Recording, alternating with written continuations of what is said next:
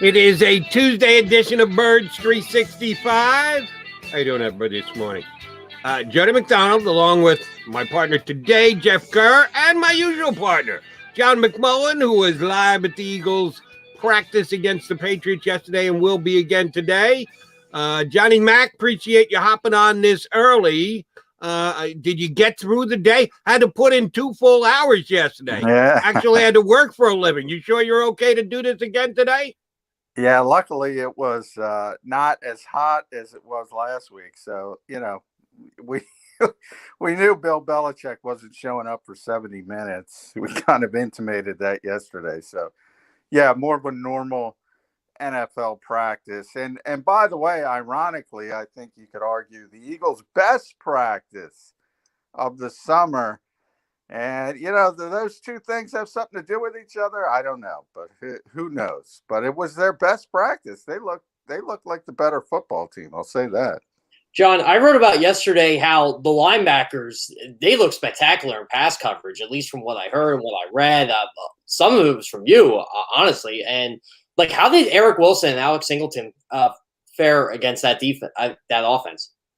Yeah, I mean, that was the book on Eric Wilson coming from Minnesota. Really good in pass coverage, but really poor in run support. And we'll see how that shakes out. But, I mean, that's his strength as a player. Probably going to be the best pass coverage linebacker the Eagles have had in quite some time. Just he's natural. He's very fast, very athletic, undersized. Sort of a modern day linebacker. And you got to figure out the run part of it as far as run support. And a lot of that's got to fall on Fletcher Cox and Javon Hargrave up front, keeping blockers off them, keeping blockers from getting to the second level. And those guys are having a great camp as well. So that bodes well. And then Alex Singleton's just, I always go back. People think of nickel linebackers as these fast guys who can run. And we talk about Davion Taylor before he got hurt and his ability to run with, 4.4 speed. And that's part of it. I mean, that certainly helps. But one of the best nickel linebackers I ever saw was Jack Del Rio, who everyone knows from being a head coach and a coordinator. And he wasn't fast. He was just smart as hell. And he knew where to be and he knew where to go. And he had an innate feel for it. And I'm not saying Alex Singleton's that, but you see some of the same traits. Just understands the game, high football IQ, gets in good positions. So, yeah, I think the linebackers have looked a little bit better than people expected. I'm still concerned. When a team comes in here and they want to run the football and they're good at running the football, how do they hold up? That is my big concern. J-Mac, a couple of linebacker names you threw out there who look good in practice in the first exhibition game. We'll certainly learn that much more as the season goes along. All summer we've been speculating who's the guy Howie Roseman is going to target to try and give a contract extension to, negotiate a contract extension, because the Eagles have a history for doing this, acknowledging one guy that maybe they're a little higher on than the league was and get him at a good value contract and like. They haven't done any of those deals this year. It's always going to be Dallas Goedert as long as the starting tight end from last year is still here, Mr. Hurts, and they're going to be splitting time. I'm not sure the Eagles are going to go down that road. Any chance they get into a conversation with one of their two linebackers, the two guys you just mentioned, and talk about an extension? I don't think so. As far as Wilson goes, he signed a 1-year deal, prove it deal. You're not going to just look at him in training camps and say, oh, he's better than we thought, and give him some extra years. If you go back to Tim Jernigan, if he starts playing well and you're about 3/4, halfway through the season, you might start thinking about it then. But I think it's a little bit too early. And then Alex is a little bit older because of the journey he had to take. And undrafted guy, didn't have the the big pedigree we always talk about, had to go to Canada, became a star there, came back. So he's like your 24-year-old linebacker, even though he's 28, and that you still have control over him. So it's not as much of a concern. The four guys we always look at are Dallas Goedert, who you mentioned, Jordan Mailata, Derek Barnett, Josh Sweat. Those are the guys you would look for potential extensions. And I got to tell you, three of the four, they already, kicked the can down the road a little bit with Barnett just to restructure, just to get some space. So the three other guys, I mean, they'd love to get something done with Mailata before he hits the open market, but why would you do that if you're Jordan Mailata? Same thing with Josh Sweat. If he has a big year, he could cash in. So a lot of times it's just the player betting on himself and being savvy enough, or the agent being savvy enough to know the Eagles are trying to get, buy low, so to speak. So it's difficult. And then the last part is the salary cap is still an issue for this team until next year. So some of it is timing. I think with Jalen Hurts, especially from yesterday, it just seems like the guy's a gamer. Like, I feel like we can throw his practice stats out the window, so to speak, especially after yesterday. Well, they were good yesterday. You don't want to throw those out, Jeff. Well, he was playing another team too. That's where I was getting at. Yeah. I mean, he had by far his best practice yesterday. I mean, he was good, and the best part was he was good with the intermediate stuff. That's been the issue. He throws a nice deep ball. If you go back to the game, people are saying, why didn't you hit Quez Watkins? I mean, when we say you have a good deep ball, that doesn't mean you're going to be 100%. It's difficult to connect on those deep throws. There's so much timing to it.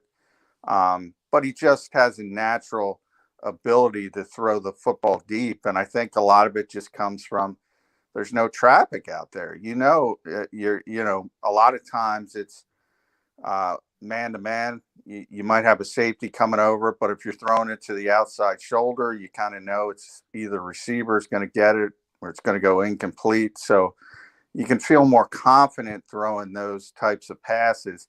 There's a lot of traffic in the middle of the field. A lot of bad things can happen. And two of the bad things happened in 7-on-7. So while we talk about all the good yesterday, Zach Ertz dropped a pass, turned into an interception. Kenny Gainwell dropped a pass, turned into an interception. Those are what intermediate routes can happen. It might not even be the quarterback's fault. And it can turn into a pick six, and quarterback's going to get blamed for it. So that his improvement there is the biggest part of it. And I think, he's got to follow it up. I mean, we need to start stacking days. The whole issue has been consistency. And the inconsistency from practice to practice. So you want to see that kind of settle down a little bit. But I will say that, and I asked Jalen this yesterday as well, and he admitted it. I was surprised because he usually doesn't admit these types of things. I asked him if he got frustrated in practice because of the quick whistles. And he said, yeah, I do. Because a lot of times he can get out of the pocket, but they're blowing the whistle. They're blowing the play dead. Because that's not what they're practicing. Number one. Number two, they don't want the quarterback hurt. So you don't get to see what Jalen Hurts might have done outside the pocket. And that's, to say the least, a big strength of his game. Which we'll see maybe in the game on Thursday night against the Patriots, because they're not going to blow it dead. It'll be called like a regular NFL game. Speaking of getting hurt, was it an intermediary route or a deep route in which a couple Eagle DBs came together, and Darius Slay was slow to get up afterwards? Not good when you're knocking out your own guys, J-Mac. No, a little friendly fire. It was scary for a bit, but I saw Slay after practice. He was his usual self, joking around. His wife was there. Everybody was having fun. So I wouldn't be concerned. We'll see with the pre-practice injury update we generally get. I could see him sitting out a few days. It's one of those things, but he certainly wasn't upset, or they didn't take him into the building. He was just, as I said, his typical smiling self. I don't think it's going to be a long-term thing at all, But to answer your first question, yeah, it was right over the middle of the field. That's what I was talking about. All the traffic there, and it's friendly fire coming from the other direction. That's the kind of stuff that happens in the NFL, even in the modern NFL, where they try to make it as safe as possible. And you guys can't see me, but I'm putting air quotes on there. So, week 1, starting wide receivers, who are they going to be? Oh boy! Well, Devontae Smith, obviously, Jalen Reagor, obviously, and then it's been, who's going to be the number 3 guy. And right now, he's got to finish the deal, but it's got to be Quez Watkins. Got to be Quez Watkins. Still a long way to go, as Nick Sirianni will like to say, when he's talking about obvious starting positions like quarterback and left tackle.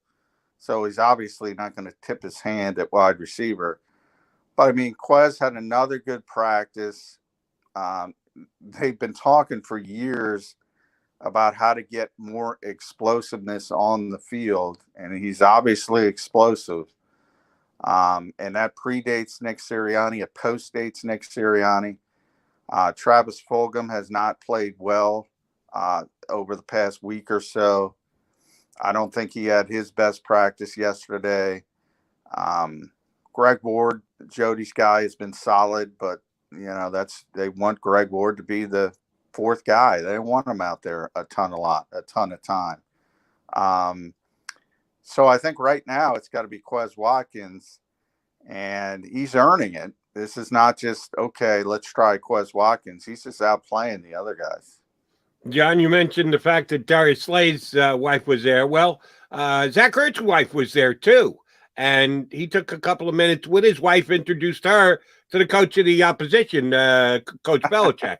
And they had a couple of yucks, including Belichick saying, yeah, I've tried to get you, Zach, and I may still be able to do it, but Howie wants 2 ones and 2 of my grandkids to get you to come up and join me in New England.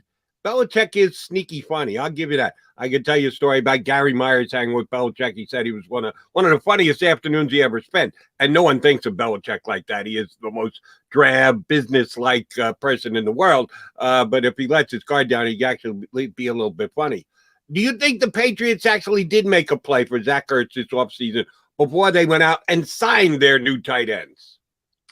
Yeah, I don't know if it was this offseason as much as last season.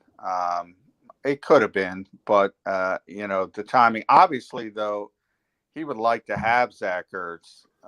Nobody uses tight ends better than Bill Belichick and Josh McDaniels. So you go back to Gronk and Aaron Hernandez, and you see what they did in free agency this year.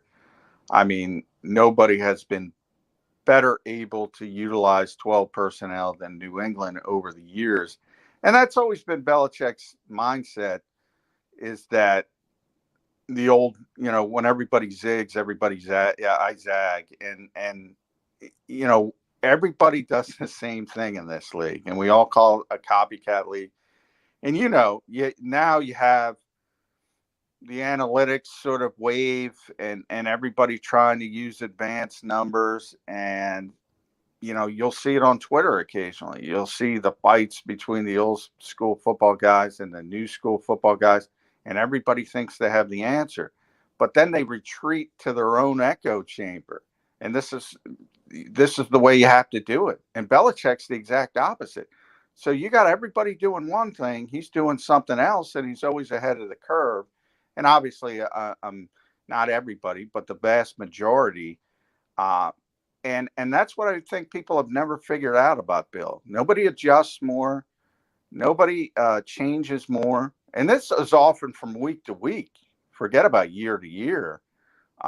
He'll play 3-4 one week. If he thinks it helps on defense, he'll use a different front the next week. It could be 2 tight ends. We know the receivers over the years. If you think about the Patriots' long history, the only superstar receiver they ever had was Randy Moss for a very short period. He always finds a way to cobble things together. And it's going to be interesting because I saw that team yesterday. They don't have a ton of talent. They really don't. And it looks like it's going to be a struggle for them. but they're always going to be better than the sum of their parts. And you're right, Jody. That guy is got like a stealth sense of humor, a lot like Andy Reid. People think that of Andy. Andy's funny too when you get him away from the cameras. Yeah, Belichick he surprises people. So, former Eagle yesterday, Nelson Agholor, he kind of said, I don't think he really wanted to talk about the past per se. He just kind of wanted to look forward into the future. What was your take on, just all of Nelson Agholor's press conference? Yeah, I mean, Nelson's an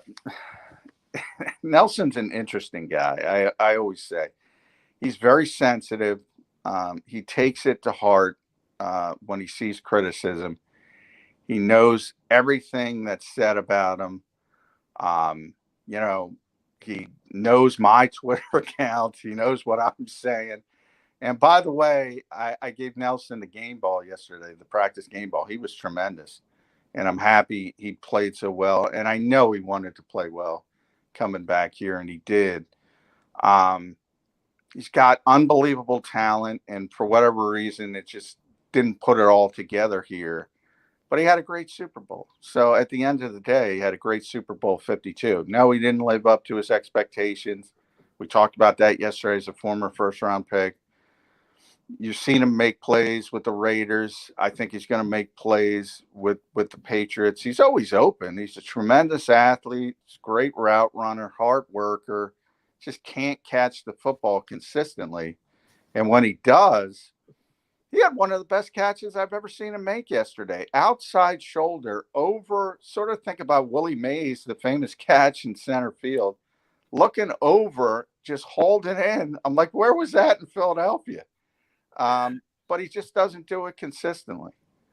Had some big drops here in town. Had some big catches, but had some very big drops. And it's just a football thing. You remember the bigger missed opportunities than the actual made opportunities. All right, J-Mac, I need your interpretation abilities here. In his press availability afterwards, Jalen Hurts was asked about Patriot interest in him and his relationship with Bill Belichick. And he just seemed too nervous to answer either of the two questions. And when he was asked about the Patriots, he actually came out and said, you guys know I usually have an answer for you, but I got no answer to that one. What the hell did that mean? Was it close at the Patriots? If the Eagles hadn't taken Jalen Hurts, they would have taken Jalen Hurts. I was very perplexed by the questions asked, not the questions, but the answers by Jalen Hurts in regards to the Patriots. What do you make of it? Yeah, I think it was more of he was taken a little bit off guard because it's been a while. That was, obviously he's in his second season. I didn't take more into it than that. I do think the Patriots were looking at him probably in the third round would be my assumption. A lot of teams were looking at him in the third round. That's why the Eagles felt they had to jump because they probably knew he wouldn't be there if they waited. They tried that with Russell Wilson back in the day. Hindsight says they should have jumped in the second round or obviously far earlier. And you try to play that game, and they didn't want to do it with Jalen Hurts. I don't think it was more than that, other than they liked him as a player, and they probably told him that he was in play at some point if he was going to be available. And he introduced himself to Bill Belichick on the field. I think everybody's, who's in this game is a little in awe of Bill Belichick when they meet him for the first time because of the reputation, and rightfully so, by the way. John, it looks like Devonta Smith could be a pretty good punt returner for the Eagles if Philadelphia would choose to use him in that role. Are they seriously considering that? I don't think so. I mean, he's always back there with the punt returners. He takes reps. Now, obviously, he's been injured. Now he's coming back. But even during his time on the shelf, so to speak, he was back there watching the punt returners, taking the mental reps. But he would always be third or fourth in the rotation when they did it, when he was healthy. And I imagine it'll be the same way when he comes back. I think they might use him in high leverage situations if it's in the fourth quarter and they need a big punt return. He's obviously their most explosive option. I don't know how real this is, but the NFL has this mentality, and I would say the Eagles are in the same camp. You don't want, your starting receiver to be your punt returner. Teams have done it. Teams have done it successfully. There's this mentality that you're going to get hurt doing. I don't know if that's not, the statistics prove that out, but that's just the feeling the league has, and they don't want somebody who's going to carry that heavy burden on offense doing it on special teams as well. But as I said, if they need a big punt return and there's an option, in other words, the punter's not at the 50-yard line trying to pin you back, but maybe they're backed up and you're going to get a chance for a return. Yeah, they might put him out there. See if you agree with me, both of you two guys, on this one. There was a specific individual who got hurt on a specialty teams play, and from that day on, it seemed to me that it almost changed the mindset of the National Football League that, can't risk a very important down-in, down-out player on special teams. Do you know who I'm referring to? Not offhand. I've been struggling. I've been working. Mr. Kerr? I have an idea, but I don't think it's right. So go ahead, say. I was thinking Tyreek Hill, but that he didn't get hurt. So no, this goes back significantly before that. Okay, then I'm probably lost. And not a guy you would readily think of because he wasn't a wide receiver. He was a defensive back. Jason Sehorn of the Giants. That's right. Yeah, I always thought he used to do that. Got hurt on a kickoff or a punt return. I don't remember which one it was. Yeah, but he was return.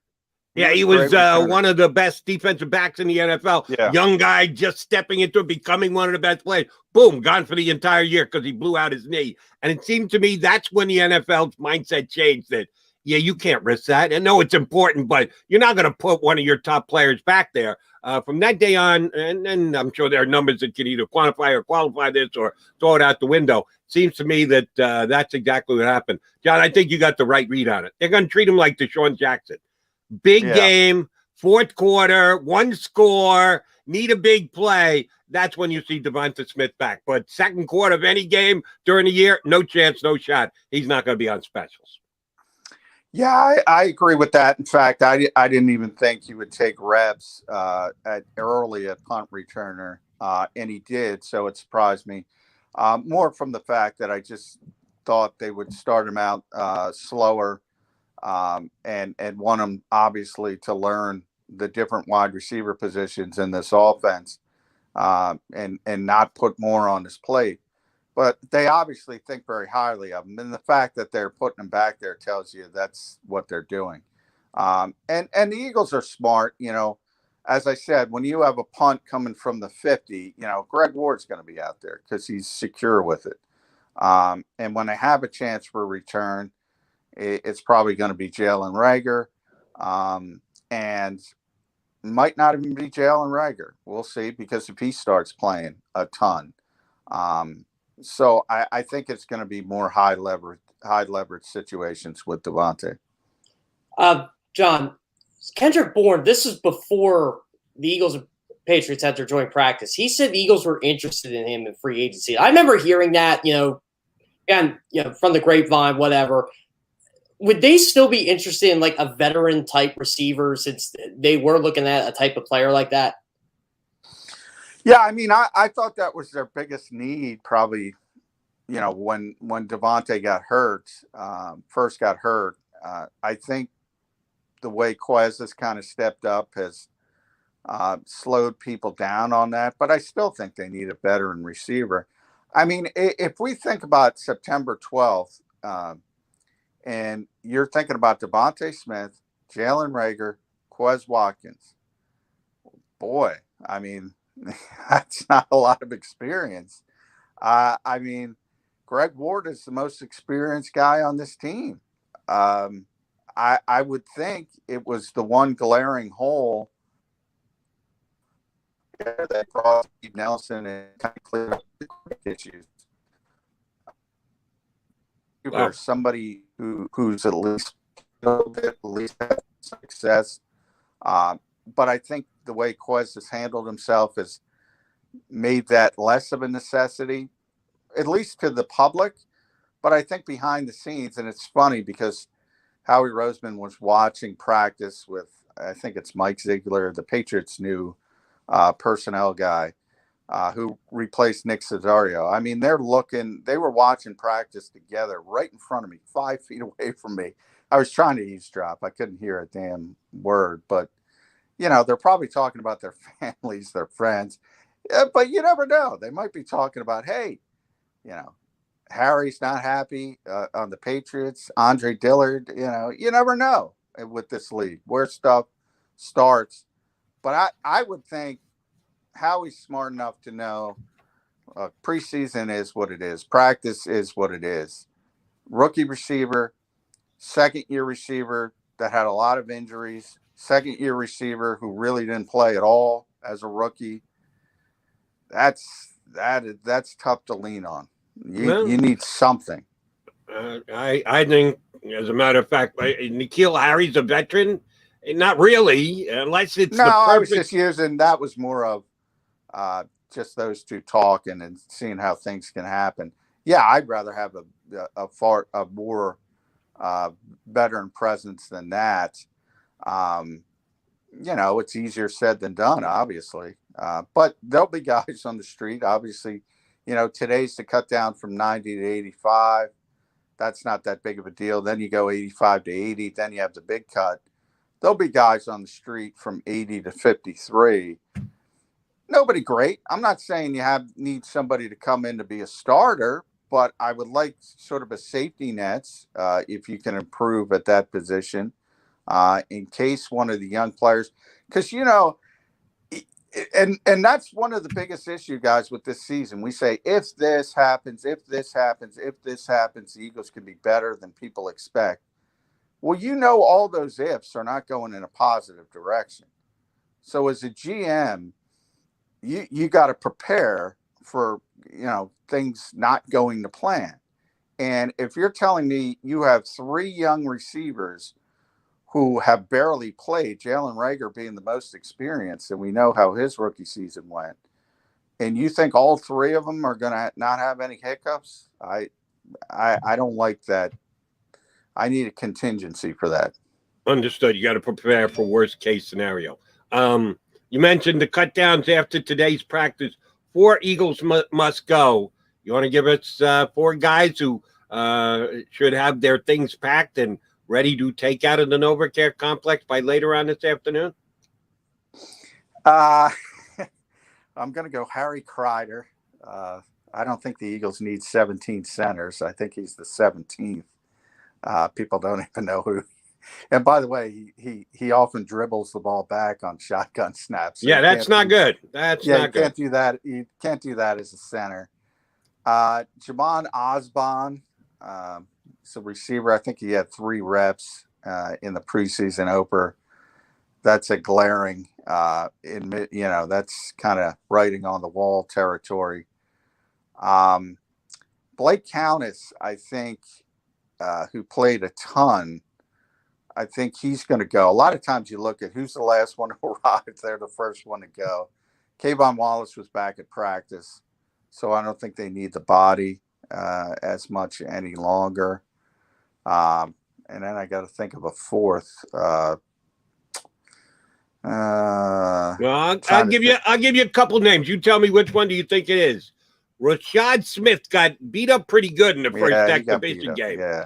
He was not good, and I'm not sure he makes it through today. And the other guy I hate to throw into the mix, but Elijah Holyfield. And I know everybody likes him, and he's a hard worker, and he's a popular guy on the team. They're going to keep him just because he's the best between the tackles guy they have? I don't think so. Well, Jordan's the best between the tackle guys, and Jordan Howard's going to make this team. Yeah, Elijah will be in the conversation.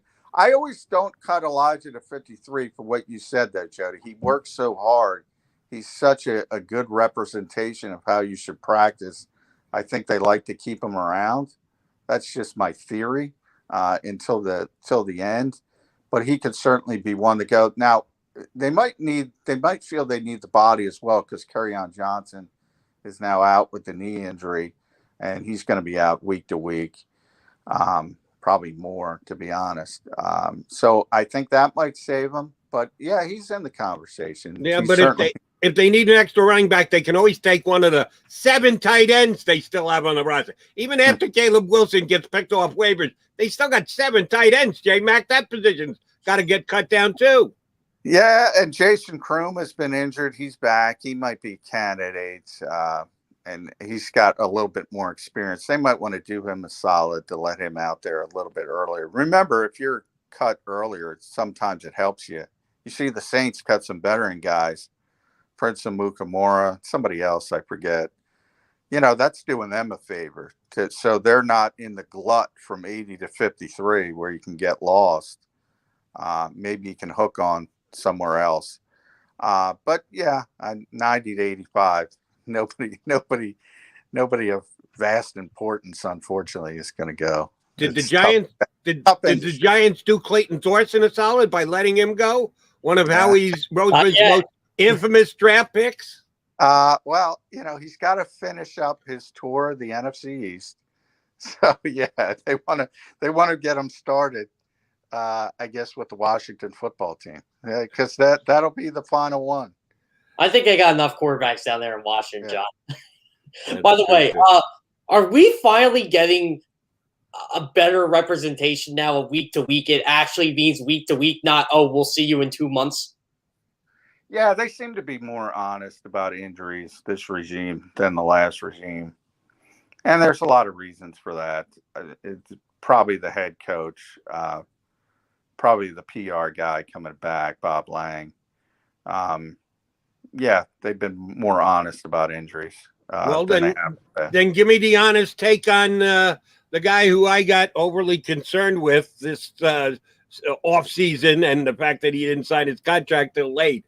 We're going to see Landon Dickerson in a practice before the start of the season. We know he's not going to play in any of the preseason games, but is there a chance we will actually see him suit up and practice before the season gets underway? I don't think so. It doesn't look close at all. I mean, the timing alone, I thought it made a lot of sense for him to start the season on PUP. What the Eagles have said is that it's not a redshirt year for him. It's not a Sidney Jones year. So they expect him back at some point. And Sidney played, I think, week 17, his rookie season. So they don't expect it to be that. But I do think they're going to be extra cautious. And I've said this before. I mean, Landon is a big, big dude. Not Jordan Mailata big, but he might be the second biggest offensive lineman. Well, Lane's in that conversation, but he's about 330. The last thing you want to do is push that guy and say, okay, it's 9 months, go out there and do it. I think they want to be cautious. And the pick is about 2022, but they expect him to be, I would say after the PUP, maybe 6 weeks, maybe that. And who knows? They might do some roster tricks. If they think it's closer, they can carry him and then put him on injured reserve after the cut to 53 and have him out for 3 weeks. So it's going to be probably one of those two scenarios. J-Mac, great stuff. No, you got to get to practice. Thanks for coming on with us today. Feel free to give Belichick a high five for us. All right, I got a hello from the GOAT. Very nice. All right. Tip your hat for Birds 365. He is John McMullen, the usual co-host. Jeff Kerr filling in for him, doing a great job. And we got Johnny Mac up to start the show because he's got to get his nose into practice. Practice day 2 between the Patriots and the Eagles before the Thursday night exhibition game. All right, Kerr McDonald hanging with you on Birds 365. Come back. I got a couple more things I want to run by JK. Stay with us. I get scared sometimes. Of a lot of things. Joining in. Decisions. The dark. The dark. But I once heard someone say, But as I always say, it's okay to be afraid. as long as you face the fear. and keep moving forward. Wherever you are in life, count on the name trusted in insurance for over 80 years. Independence Blue Cross. The savoring taste of a good bag of beef jerky is so enjoyable at any time of the day, as long as you can find it. Here's what we suggest. Pure Bull Beef Jerky is our answer, and soon it will be yours. Locally produced in the Philadelphia region, this high-quality, healthy protein snack is easy to secure. Go to steersnacks.com, and you'll see hot garlic, tropical heat, Pure Bull dry rub, and our favorite, Huck and Fod. What's that? Huck and Fod. Go now to steersnacks.com. Welcome to the Wildwoods, the perfect place where you can safely do everything or nothing at all. Catch a wave, take a nap, go for a drive, grab a bite. It's your vacation, and we're doing everything we can to make it a safe one. The Wildwoods. Your vacation, your way. The International Brotherhood of Electrical Workers, Local Union 98, is a proud sponsor of The Labor Show with J. Doc and Krause every Saturday night from 6 to 8 p.m. IBEW Local 98's highly trained and superbly skilled electricians are the best in the business, setting the highest safety standards in the electrical industry. So when you're planning your next industrial, commercial, or residential project, choose an IBEW Local 98 union contractor. Learn more at ibew98.org.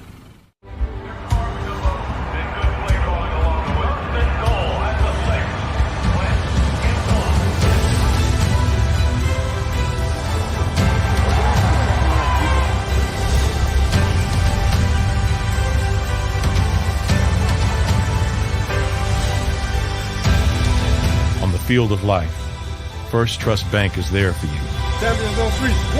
Because Philadelphia dreams deserve a Philadelphia bank. This is a key. It's a family tree. It's a pair of wings. It's a secret handshake. And a ticket to anywhere in the world. It's more than a uniform. It's the door to a world most people only dream of. There's Strong, and then there's Army Strong. Try it on at GoArmy.com.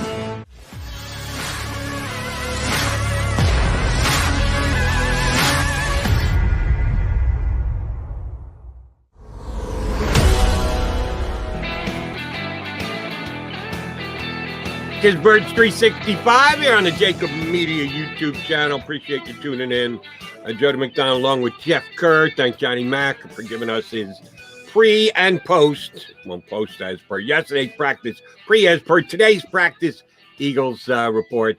One of the things we touched on with John that I want to follow up with you, Jeff, is the wide receiver position. Good news is Devonta Smith was back yesterday, running routes, not competing against anybody, just getting some footwork in and some exercise in. But it looks like he's going to be good to go for the first game of the season, and we may even see him for a couple of snaps in the final preseason game against the Jets next week, just to let him get his feet wet and out there with an actual Eagle jersey on during an actual Eagle game, even if it is just a preseason game, which is a major plus because when he hurt his knee, I remember there was an immediate hush over the practice at the time because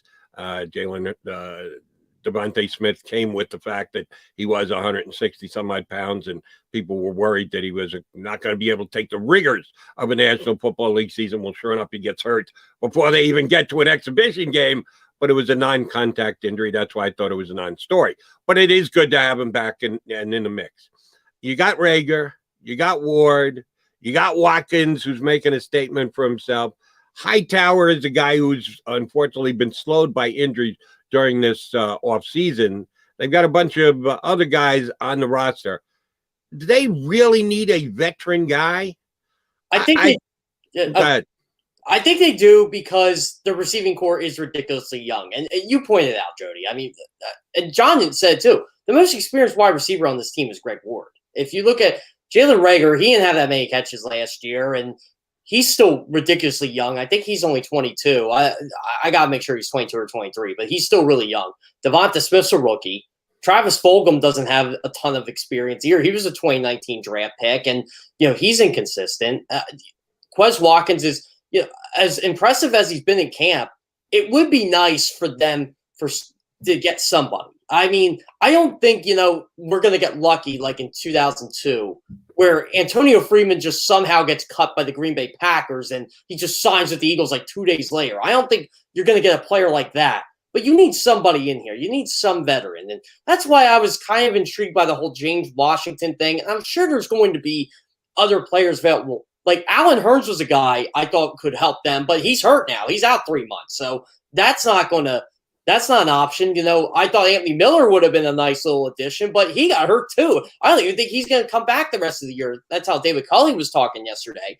So it's going to be interesting to see if any receiver gets cut prior to the 53-man deadline, or if they try to work out a trade. I mean, they do have some trade chips to give, a team for at least a decent wide receiver. And again, he doesn't have to start, but I think they need somebody in there that can kind of help these young guys out, because there's going to be a time where Quez Watkins struggles this year. Or there's going to be a time when Jalen Reagor struggles this year. There may even be a time when Devonta Smith struggles this year. I think they need to get some veteran in there. Yeah. If manna from heaven comes down, okay, fine.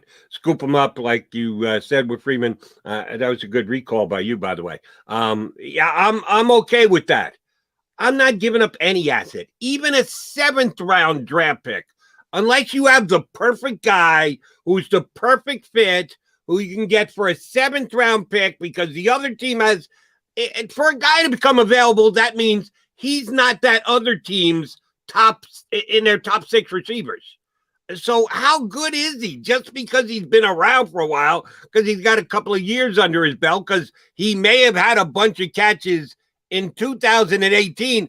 I don't really care. I'd rather roll the dice. What was the word that Jeff Lurie used in describing this season? Not rebuilding. He wanted to say transition. It's a transition year. Well, transition to young guys. Keep all the young guys. Why do I need somebody else's cast off who just happened to have 5 years on his resume in the league? Well, that's the other thing too, and that's the difference between the Antonio Freeman thing. The 2002 Eagles were really good. They should have went to the Super Bowl. Like, that's how good. I still am on record. They're better than the 2014 that actually went to the Super Bowl. But I digress there.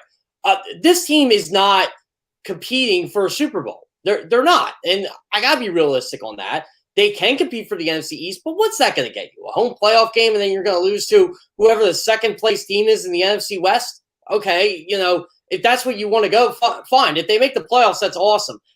I honestly think they should get a receiver to help the quarterback out. I think you need a perfect evaluation of this quarterback, and something that you did not get the previous quarterback that much help in after 2017, and that was the wide receiver position. That's why I thought they'd be a little more aggressive in free agency. I don't know if the Juju Smith-Schuster thing was actually legit, that they were interested in him. I never heard anything about that, so that was news to me. But a guy like him would have been nice for a team like this, even on a one-year deal, because it's for him, it would have been a prove-it deal. And then you got young guys like Devonta Smith in here, and Quez Watkins could have developed under his own merit. It's again, I just think they need to get somebody. Like I thought a Josh Reynolds would have been nice for this team, maybe even a Sammy Watkins. I don't know if the Eagles were interested in him either, but it seemed like they had certain guys that they wanted to fit the system. And I think they can get somebody in here, but I agree with you, Jody. This isn't like this team's going to compete for a Super Bowl, where we're not even sure they can compete for the division title at this point. That's what worries me. But if you want to ride with the young guys, I'm fine with that. But you know what's going to happen. There's going to be 3-4 weeks into the year. They're going to be struggling. We're going to be like, see, they should have got a veteran. And I'll be okay with that, because I am taking a stance here saying, and let me get on the record here. We don't know who's going to become available. We don't know who's going to be out there. Maybe there is a wide receiver who gets traded from one team to another for a 5th-round draft pick, and we say afterwards, hey, the Eagles should have been willing to give up their 5th-round draft pick to that guy. I reserve the right to second-guess Howie Roseman on that front. But as we sit here today, I just don't know who that guy is going to be, who's going to get cut by another team because he couldn't crack their 6 wide receivers. He's got some moxie to him and some resume to him that he's done it in the league. That'll come in and be a veteran guy and maybe have the confidence of that quarterback. I just don't know who that guy is. I could go through every single roster in the NFL and say, all right, well, they're their top 5 receivers. And this guy's on the outside looking in, and he's already done this in the league. I don't have one of those guys. And I did look for it last week when the talk was, oh, hey, they got to get the veteran wide receiver. They got to get a veteran wide receiver. I couldn't find that guy on someone else's roster. And I said, yeah, this guy's actually not going to make it all the way to the 53. Now, what you said about Juju Smith-Schuster, oh, that I agree with. When the free agent wide receivers were out there, a guy you would absolutely positively just plug in. If you think Devonta Smith's going to be a star, all right, he's your 1. This guy's your 2. Or 1 and 1A, like a Juju Smith-Schuster. Yeah, that I agreed with. That ship sailed, Jeff. Yep. All those guys signed. That was back in May or June. No. You can't get your hands on those guys anymore. They're all on other teams' rosters. That's why I'm saying roll the dice with these young guys. Do I really need to bring in a guy who just because he's been in the league for 5 years, who got cut by somebody else, bring him in just for the sake of having a veteran? I think that's an overstatement. And we got to put this in perspective, too. This wasn't like a Steven Nelson type thing. That was a need. You needed Steven Nelson. When you're going up against CeeDee Lamb, Michael Gallup, and Amari Cooper twice a year, you need Steven Nelson. I'm not sure if they need a veteran wide receiver. It'd be nice to have. Like, I think it's a nice luxury. If you want to let these kids grow, fine. I mean, I think they should get a veteran because I think having a veteran at every position helps. That's just the way, I think a football team should be built. But if you want Jalen Hurts to gain chemistry with these guys, then I'm okay with that. And, again, it's not like John Hightower stunk last year. He got hurt and then he kind of fell out of favor for whatever reason it was. Because there was a time last year, John Hightower led the league in 40-yard catches. As hard as that is to believe, John Hightower actually led the league in 40-yard catches at one point last year over Tyreek Hill, over Nelson Agholor, over any of these guys. He led the league. And so the guy's got potential there. It's just, how's he going to see the field? And I think Devonta Smith covers up a lot of this. Like, I think when he gets on the field, you're going to forget about all that. But it's more of, can Jalen Reagor step up? And if Jalen Reagor could step up, which is what you have to find out anyway, that's where the veteran thing, because you know what's going to happen, Jody. People are going to be like, well, that guy should be playing over Jalen Reagor. Jalen Reagor ain't getting the job done. Well, don't you want to find out that Jalen Reagor can get the job done? I want to get your take on this. I don't think I got you on the record on this. I have certainly asked John, and John continues to dodge and move and weave because he was as big a staunch supporter as Andre Dillard as he was. Dillard is hurt. Dillard got dominated in this preseason battle between he and Jordan Mailata. Raven Clark just came back. We're going to get a chance to see if he's up to speed enough that they think he's going to be able to make their roster for game number 1, and the coaching staff has a working knowledge of the player. The first one to go there was our buddy Brendan Lee Gouton, the Bleeding Green Nation.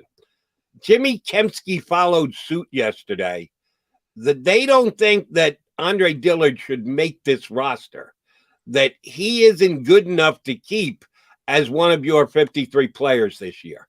That if Howie Roseman can get a 7th-round pick from, that would be a good move, because if not, you could very well decide, no, we can't even keep him at all. He needs to be cut. Which looks worse? Which is more a slap in the face to Howie Roseman? Trading Andre Dillard for a 7th-round pick or cutting Andre Dillard?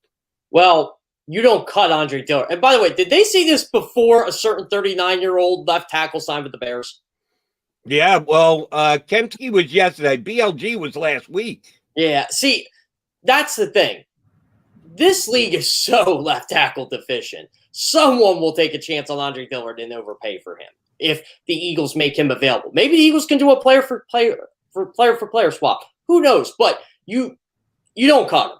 Not after 2 years. You just don't. I mean, I know the guy hasn't looked good, but you can get something for this guy. Someone is going to take a chance on Andre Dillard and say, he was a 1st-round pick, and maybe we can develop him. We just got to get him healthy.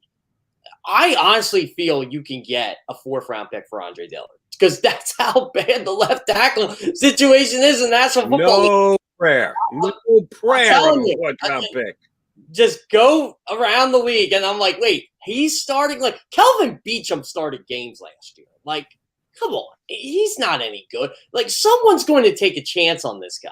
I don't, it's going to come down to right before the season, oh, man, we're desperate. And, we can't go with this journeyman. We can't go with Mike Remmers. I know Kansas City has him. They're not going to go after him. But, look, this league is so tackle deficient. You can get something for Andre Dillard. That's why I don't think you cut him. I think you can trade him. And I think you can maybe trade your damaged goods for another player's damaged goods or goods they don't want. But I wouldn't – it is a bad look if they cut him 3 years. It's not as bad as Mike Bellamy getting cut in 1990, but it's not a good look for Howie Roseman that they traded up to get Andre Dillard, who, by the way, was pretty good in college, but it tells me more about how much Mike Leach actually gets his players ready for the pros than anything else. Agreed on that front. I just don't think he's got the value. I think we are putting too high a value on him because the Eagles used the draft pick that they did on him. He has not done anything in the National Football League. He didn't get a chance to play left tackle because they were already married to Jason Peters there, a declining Jason Peters, which was probably a mistake. I know he was supposed to jump in and be their starting left tackle last year. Oops. If you don't play, you're not accomplishing anything. Being on injured reserve counts for a zippity-doodah as far as I'm concerned. And then finally, a open competition this year. He has been crushed by Jordan Mailata in the competition. We probably know that better than anybody else. I guess you're banking on the rest of the league not knowing how dominated he was in this camp as to why you think you can get a day 3 pick for this guy, because I don't think it's out there to be had, Jeff. Well, that's the other thing, too, and I'd love to ask people around the league, hey, what are your thoughts on Andre Dillard? Because if they're hearing what we know, yeah, then you probably won't get anything for him. But sometimes I feel like a lot of scouts, it's not all of them, but a lot of them go, man, he was a first-round pick. He's got some talent. And, we really liked him 2 years ago, but the Eagles traded up and they got him. And, we kept I'm really starting to think of all this because I remember going into that 19 draft. Andre Dillard was, at the very least, the top 15 pick. And I kept saying to myself, why is this guy falling? Like, what did he do to fall? Because he wasn't injured. There wasn't anything no red flags. Like, I remember, I asked a lot of our draft scouts to see, there were no red flags with him. So why is he falling? Was it just, it was a weak left tackle class and they were trying to figure it out? Well, maybe someone found out that it wasn't tough enough. And the guy needs to be tough to be an offensive lineman in the National Football League, or when the going gets tough, this guy falters. Maybe he did something wrong on those, combine tests, those Wonderlic tests. Who knows? And I think that's why they ask some of these guys these ridiculous questions. I think they want to hear the answer. I don't think they know the question's ridiculous and stupid. It's just, how do you answer that? Like, if you kind of defer or if you get upset by that, then what does that tell you as, when you're going to get hit on the football field? I know that's such a barbarian way of thinking, but I'm telling you, I think that's why they do these ridiculous questions like, stupid question about your girlfriend or something like that. I'll never get it, but I don't know, Jody. Something happened there. Why was Andre Dillard in a lot of draft boards top 11, top 12, and all of a sudden he fell to 22? And he would have fell even further if the Eagles didn't trade up for him, but it looked like there were two teams interested in him, the Eagles and the Texans, and the Eagles knew the Texans wanted him, so they jumped. And whatever question it was that the Eagles added to their combine interview for Andre Dillard, it seems like it wasn't the right question. That's why the Eagles were not asking the right question of Dillard. All right, let's take a quickie time out here, come back. We were just talking about the wide receivers. I want to bring someone else into the wide receiver conversation, wide receiver mix, and that's a member of the Eagles coaching staff. We'll do that next here on Birds 365. I get scared sometimes. Of a lot of things. Joining in. Decisions. The dark. The dark. But I once heard someone say, but as I always say, it's okay to be afraid. As long as you face the fear. And keep moving forward. Wherever you are in life, count Count on the name trusted in insurance for over 80 years. Independence Blue Cross. The savoring taste of a good bag of beef jerky is so enjoyable at any time of the day, as long as you can find it. Here's what we suggest. Pure Bull beef jerky is our answer, and soon it will be yours. Locally produced in the Philadelphia region, this high-quality, healthy protein snack is easy to secure. Go to steersnacks.com, and you'll see hot garlic, tropical heat, Pure Bull dry rub, and our favorite, Huck and Fod. What's that? Huck and Fod. Go now to steersnacks.com. Welcome to the Wildwoods, the perfect place where you can safely do everything or nothing at all. Catch a wave, take a nap, go for a drive, grab a bite. It's your vacation, and we're doing everything we can to make it a safe one. The Wildwoods. Your vacation, your way. The International Brotherhood of Electrical Workers, Local Union 98, is a proud sponsor of The Labor Show with J. and Krause every Saturday night from 6 till 8 p.m. IBEW Local 98's highly trained and superbly skilled electricians are the best in the business, setting the highest safety standards in the electrical industry. So when you're planning your next industrial, commercial, or residential project, choose an IBEW Local 98 union contractor. Learn more at ibew98.org.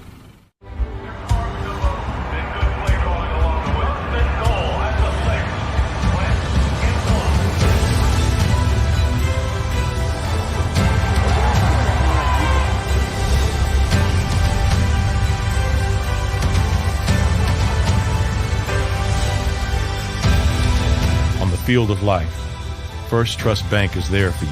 Champions on three. 1, 2, 3. Because Philadelphia dreams deserve a Philadelphia bank. This is a key. It's a family tree.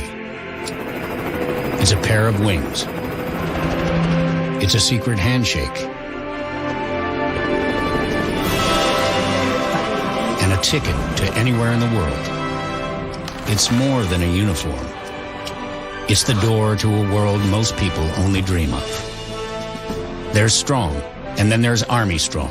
Try it on at GoArmy.com.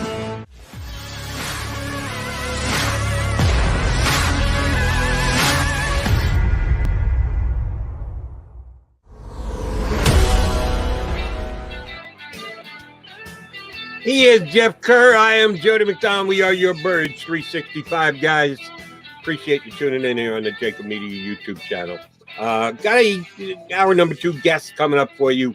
Kevin Kinkead of Crossing Broad, one of your better do-it-all sports websites here in town. And Kevin is the do-it-all guy there. He covers absolutely everything. I hope he can still hop on with us. He committed to come on with us. I'm sure you've seen it by now, Jeff, that the Sixers just announced that they have given the Supermax to Joel Embiid almost $200 million. Joel, by himself, Jody. No agent. You want to help a brother out, Joel? Can you lend me $20? I think you can afford that now. If my season tickets, Joel. That's all I want. $196 million contract. Good for him. He earned it. He deserves it. And I think it's a lot of money, but it's probably money well spent. So I'm sure Kevin will be writing about that. But we hope to get him on here to talk a couple minutes of birds with us. Something I wanted to touch on with you here, Jeff. What would you say the percentage chance J.J. Arcega-Whiteside makes this Eagle roster? This is the first time we mentioned him all day. Yes. That's pretty bad. Yes. You know what? There's the cut. It might be him. I mean, he's not even – is he even in the building at this point? We know he was bad. Everybody wants to talk about Jalen Reagor over Justin Jefferson. I still think J.J. Arcega-Whiteside is lot worse just because of how bad he's been. At least Jalen Reagor still has the potential to salvage his career. This guy, there have been receivers in the National Football League that had more catches in a game than he's had in his career. It's embarrassing. I understand. He had, count them, one hand. When you can put your entire year's catches on one hand, he had 4 last year. That's a really bad sign. So I take it you think his percentage chance of making the team is damn close to 0? Is that what you're saying, Kerr? Let me tell you, if there were 4 preseason games, he'd be playing the whole 4th preseason game as an audition for another team. Okay, here's the point I'm trying to make. 2 points out of this. Number one is, and he was a second-round pick 2 years ago. So you can't cut Andre Dillard because he was a first-round pick. But you can go ahead and cut J.J. Arcega-Whiteside and not even blanch or blink. It's going to look bad for Howie either way. I know there's a difference between a 1 and a 2, but a 2's a pretty damn important pick too. You think, and you're not even worried about it, cutting J.J. Arcega-Whiteside. I know he stinks. I'll say it. I know he stinks. And again, I just think you can live without J.J. Arcega-Whiteside. You might need Andre Dillard at some point. I hate to say it. You might need. I know they like LaRaven Clark because he's familiar with Nick Sirianni and all that time with the Colts and that coaching staff. But again, I think you can get some for Andre Dillard because it's more of the unknown. But J.J. Arcega-Whiteside, I know what I've seen in him. It's not good. I mean, the guy couldn't even get on the field in the playoff game with Deontay Burnett and I forget all these guys. Like, all these wide. What was the other guy's name? The fast guy from Washington. I can never remember his name. But he couldn't even get on the field then, and he was a second-round pick. I'm ready to move on for J.J. Arcega-Whiteside. I just don't think that guy. He can go to CFL and try to revitalize his career at this point. Well, I'm with you on J.J. Arcega-Whiteside, and that's one of the reasons why I think Andre Dillard can actually be cut. When you get something wrong, you have to be able to admit to it. And I get the fact that general managers want to protect their own picks and their own reputation, and they want to give the guy every last chance. I'm with you on J.J. Arcega-Whiteside. The last chance is come and gone. And I'm pretty much there with Andre Dillard. I just think that and I know we're making a call off practice reps against his own teammates. He's been so bad this offseason. I think there is a chance that they're going to have to cut him because Howie's going to shop him and no team is going to offer him. They're going to, because what happens, Jeff, and I know you know this, teams dare you to keep guys on your roster. You put in a call and say, we're willing to part with this guy. Don't really need much in return. Day 3 pick is all it will take. This guy could start for you. Yeah, you're going to try and sell that. The general manager on the other end of the phone is going to roll his eyes. Yeah, maybe he's my backup. He's not my starter. No chance, no shot. And when the conversation ends, the other general manager saying, well, see you on the waiver wire, because they don't believe you're going to keep the guy. They don't believe you're going to use up a roster spot on him. If they really have some interest in him, they'll just dare you to go ahead and keep him. And if you cut him, well, they're going to pick him up. Rather than give up a draft pick in exchange for him, they'll just wait till you cut him. And I think that's what's going to happen with the Eagles here with Andre Dillard. Now, I want to know what's more embarrassing for you, Jody. Is keeping your former first-round pick that you traded up for on the bench or just cutting him? Well, here's what it comes down to me. You have to weigh the grief you're going to take from Kerr, McDonald, McMullen, the streamers on Birds 365, the callers on WIP, the Eagle beat writers who are going to point out that in 2+ years, Andre Dillard played a total of X amount of snaps, and the Eagles gave up to get him. Yeah, you're going to have to read about all that. And Jeff Lohr, your boss, is going to read about all that or hear about it on Birds 365 or WIP or wherever else. Weigh that against your job, which is to give your coach the best roster possible to start the 2021 season. And if you can't legitimately with everyone, and now he's going to have his own opinion, but you have to be careful here. You got to take other people's opinions, your coaching staff, chief among them, that you can't justify keeping him, that he's not one of your 53 best players, then you got to do the right thing by the team and say, even though it's going to have blowback on me and I'm going to look bad, I have to do the right thing and I have to release this guy. By the way, I have to point this out. When is Jeffrey Lurie and Howie Roseman? I think this is more Lurie than Roseman. When are these guys going to learn? These guys from the Pac-12, these West Coast guys, they don't do well over here. Andre Dillard, perfect example. I didn't really know what the atmosphere was going to be like or something like that. I'm like, really? Like, you're going to be a professional athlete? No one ever told you about how cutthroat Philadelphia can be? Nelson Agholor, kind of the same way. Like, he goes back out west, and all of a sudden, he's one of the best deep ball receivers in the league. J.J. Arcega-Whiteside, another guy. I just don't get it. It's almost like the Eagles tried to replicate like the Phillies from like their prime years. Let's go get all these guys from like the California area or those guys out west, and because they're so cool, calm, and collected, they can deal with anything. The Chase Utleys and the Cole Hamilses of the world. But we had John on earlier singing the praises of Nelson Agholor, that he's a gifted athlete and he looked good in practice yesterday. He had a great Super Bowl for the Eagles, but he's another one you could probably add to that list of a West Coast guy that they brought in, thought was going to play here well on the East Coast. There are certain positions where I don't think you want to do that. One where it actually plays okay is tight end. They've gotten both of their tight ends from the other side of the country, if you want to call the Dakotas the other side of the country, which I do. They've been okay at doing that at tight end. Maybe it's a positional thing, Jeff. Maybe it is. And, again, Zach Ertz, I don't really think things bug him that much. Like, I've talked to Zach Ertz a bunch of times. Like, I know he barely, like, I remember one time I, like, misquoted him once. And he just said to me, hey, I didn't mean it that way. And, I apologize if I did. Like, you don't hear a professional athlete say that. Like, they admit, like, hey, I didn't really mean it that way. And I said, no, I'll clarify it. And, did. And, yeah, I didn't have to do that. And he didn't ask me to do it. So I thought that was really cool of him. Say, hey, I could see where you thought that, like, I have a feeling like a Nelson Agholor or Andre Joe would be like, hey, what are you doing here? What are you trying to ruin my rep or something? Like, no, it's like, I just think some guys are just, I don't know, they're just built differently. I mean, Zach Ertz is one of those guys. I think that's why he was so emotional, because he thought he was actually going to be out of here, and he liked it. He likes it here, but it's just certain things happen, and the Eagles seem to be doing pretty well with guys from the South. I mean, the Jalen Hurts and the Devonta Smiths of the world. It just seems like I don't know. Maybe they should just dip into the SEC pool a little bit more. A couple of key Alabama guys are going to have a lot to say with the Eagles this year. All right, speaking of J.J. Arcega-Whiteside and all the wide receivers, I asked John how many thought he was going to cut. He thinks Osborne could be cut today. That would be a bit of a surprise for me, because you just need receivers to get through your drills all the way through practice. I don't think they're going to keep 7, but I think they're going to try and keep 6 when the roster comes around.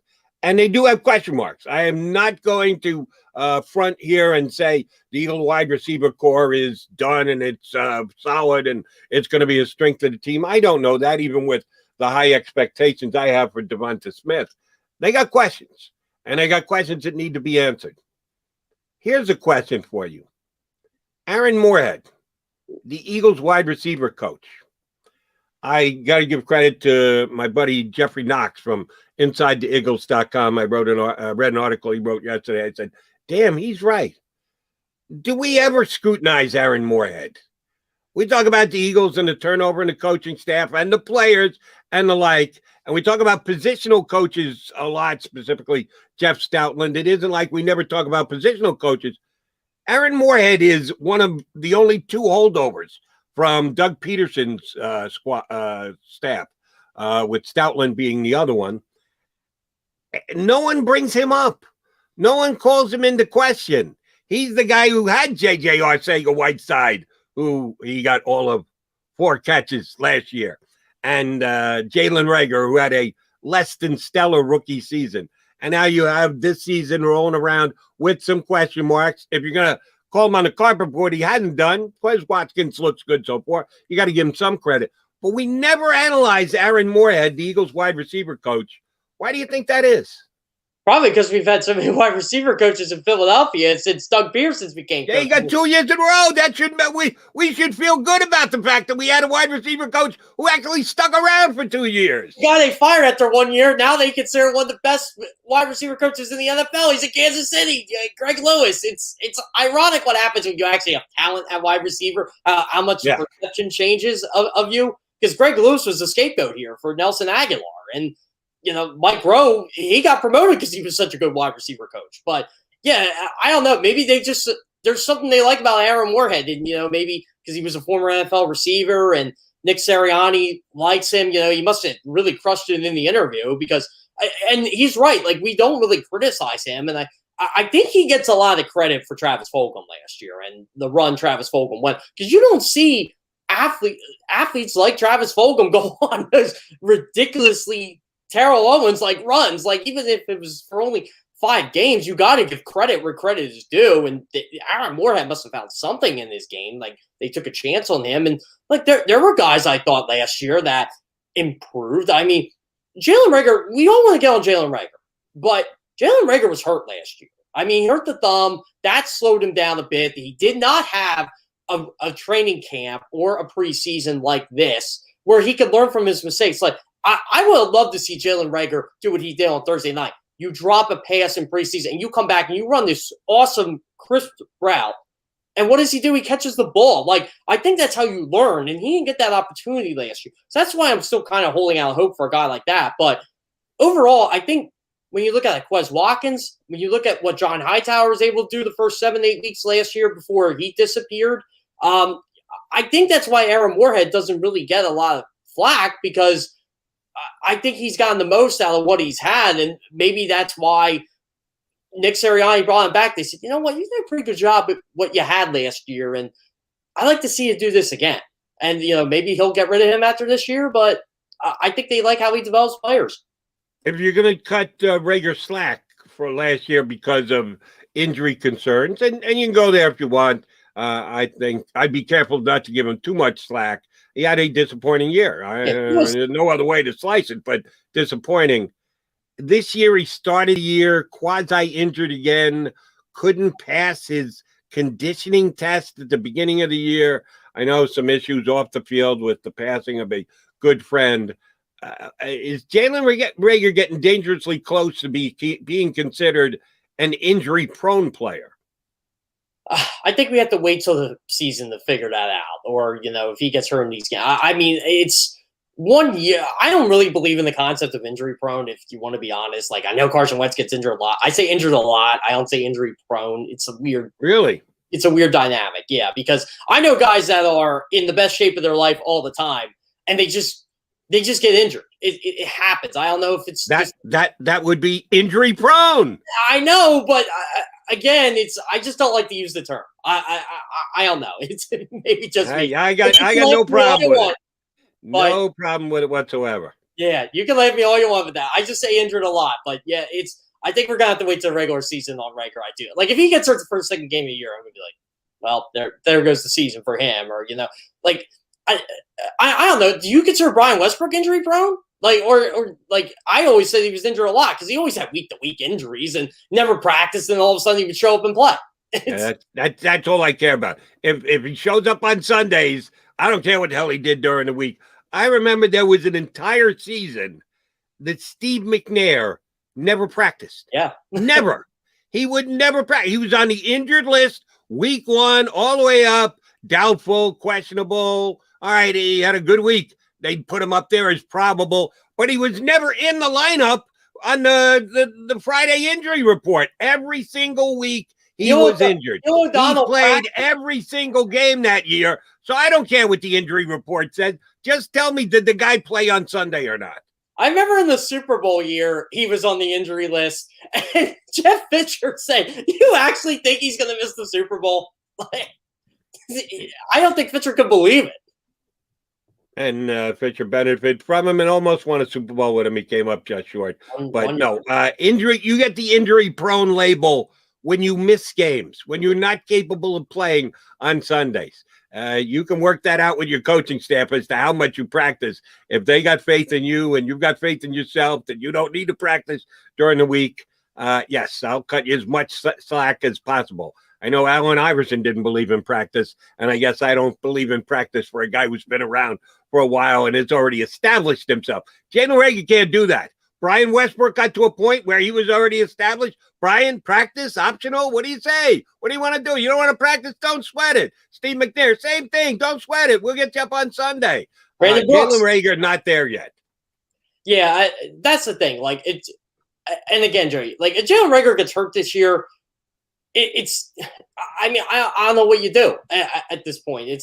I want to see him healthy. I want to see what he does a full season healthy, but asking a player to be healthy in a 17-game season is pretty much asinine. Not everybody is like John Runyon, who never missed a football game ever. Like, he just didn't. That's another one, by the way. He never really. I don't even remember him practicing like half the time, but he started right tackle for the Titans and the Eagles on Sundays. And we'll see if it plays out that way this year for Reagor, and a couple of other guys on this Eagle roster. One last note on Aaron Moorhead before we take the time out. One of the reasons why I think that he's kind of flying under the radar with what the Eagles wide receivers are doing, and people should know he is the one of only 2 repeat coaches on this Eagles staff. A couple of guys ahead of him on the flow chart, on the pecking order, on the totem pole, are guys well known for dealing with wide receivers, and that's their offensive coordinator, Shane Steichen, and their head coach, Nick Sirianni, both of which have wide receiver backgrounds. Nick was a wide receiver. Steichen coached wide receivers. So maybe it's a group effort that are trying to get these wide receivers together, that it's not so much, Aaron, here's your group, make the most of it, and tell us you're good to go. Know that the entire coaching staff has got an eye on the wide receiver position. Do you think that's part of the mindset the Eagles are going with now? Oh, certainly. And, Nick Sirianni, I think we've learned over these last 3 weeks, he is a teacher as much as he is a football coach. I mean, you're seeing that with all the hands-on stuff with the tough love to Jalen Reagor, and guys like Reagor responded to that. And, yeah, I think it's a bunch of I think it's always a good thing when you have a bunch of coaches that are specific in one position, because I think it helps the entire position. It's one of those where Sirianni can say something and Steichen can be like, hey, you might want to do this too. And, Aaron Moore, he can relay that to those guys. That's where I think that's one reason why I like the Sirianni hire. When they hired him, like, all right, he's got background wide receivers. He's worked with wide receivers a lot of years. And I always forgot Steichen did, because I always saw Steichen as like the quarterback guru because of, what Herbert used to, when he told me about him and all that stuff. So, yeah, but these guys, I think this team, if they're looking to keep younger receivers, don't have the veteran, I think they're looking at is how many of these young guys can we develop? We're not going to, bat 1,000 here, but if we can bat 500, if we can get Jalen Reagor and Quez Watkins and Devonta Smith's good, and maybe we can get something out of John Hightower / Travis Fulgham, might have something here. And then you take a chance on another receiver in the draft. That's the other thing I want to see, like how they look at the position going forward in future drafts, because they're going to have some draft capital. I don't think they're going to draft a receiver in the first round next year, but I wouldn't be surprised if they use a mid-round pick on one. No, not first round, no chance. 3 years running, Howie knows how bad that looks. They're not going there. Devonta Smith would have to have a career threatening injury for the Eagles to even contemplate something like that. Speaking of wide receiver, John didn't mention this. I threw a couple names out there. I didn't mention it. You're pointing out that the coach is not afraid to do some in-practice coaching and getting guys kitchens.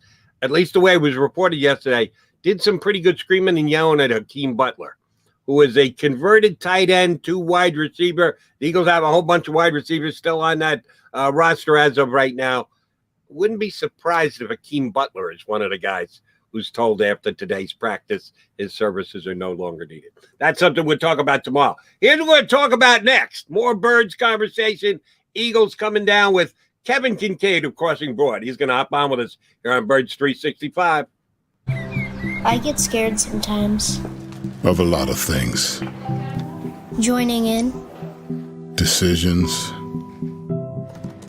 The dark. The dark. But I once heard someone say, But as I always say, it's okay to be afraid. As long as you face the fear. And keep moving forward. Wherever you are in life, count on the name trusted in insurance for over 80 years. Independence Blue Cross.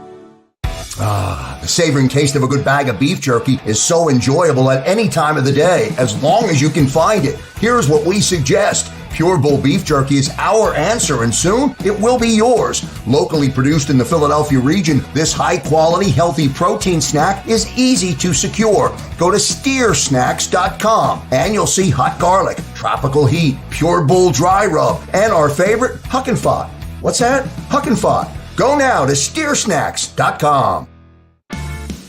Welcome to the Wildwoods, the perfect place where you can safely do everything or nothing at all. Catch a wave, take a nap, go for a drive, grab a bite. It's your vacation, and we're doing everything we can to make it a safe one. The Wildwoods. Your vacation, your way. The International Brotherhood of Electrical Workers, Local Union 98, is a proud sponsor of The Labor Show with J. Doc and Krause every Saturday night from 6 to 8 p.m. IBEW Local 98's highly trained and superbly skilled electricians are the best in the business, setting the highest safety standards in the electrical industry. So when you're planning your next industrial, commercial, or residential project, choose an IBEW Local 98 union contractor. Learn more at ibew98.org.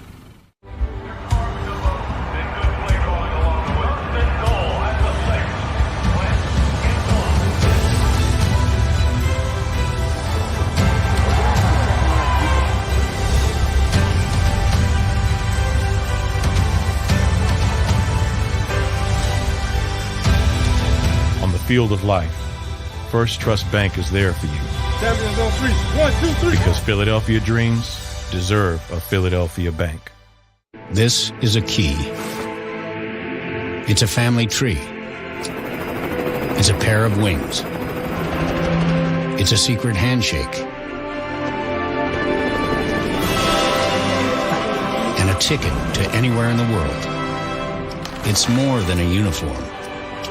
It's the door to a world most people only dream of. There's Strong, and then there's Army Strong. Try it on at GoArmy.com.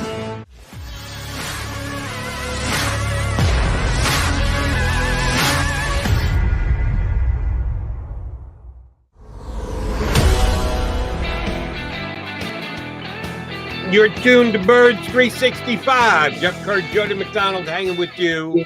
We get to spend a couple of minutes with our next guest, who I guess is on vacay again.